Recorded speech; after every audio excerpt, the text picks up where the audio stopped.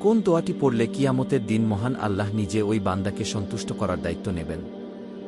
উত্তর: رضيت بالله ربا وبالإسلام دينا وبمحمد صلى الله عليه وسلم نبيا।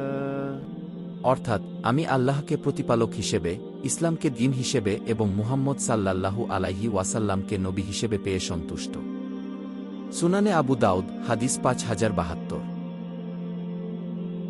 পবিত্র কুরআনের কোন সূরাটি নিয়মিত পাঠ করলে কবরের আযাব থেকে মুক্তি পাওয়া যায়? উত্তর: সূরা আল মুলক। জামে আত-তিরমিজি, হাদিস 2891। রাসূলুল্লাহ সাল্লাল্লাহু আলাইহি ওয়াসাল্লামের মতে, জান্নাতের 8টি দরজার যেকোনোটি দিয়ে প্রবেশের অধিকার পাবে কোন ব্যক্তি? উত্তর: যে ব্যক্তি উত্তমরূপে অজু করার পর বলবে, আশহাদু আল্লা ইলাহা ইল্লাল্লাহু ওয়াহদাহু লা শারিকা লাহু ওয়া আশহাদু আন্না মুহাম্মাদান আবদুহু ওয়া রাসূলুহু। সহিহ মুসলিম, হাদিস 234। ইসলাম সম্পর্কে জানতে সাবস্ক্রাইব ও বেল বাটনে ক্লিক করে আমাদের সাথে থাকুন।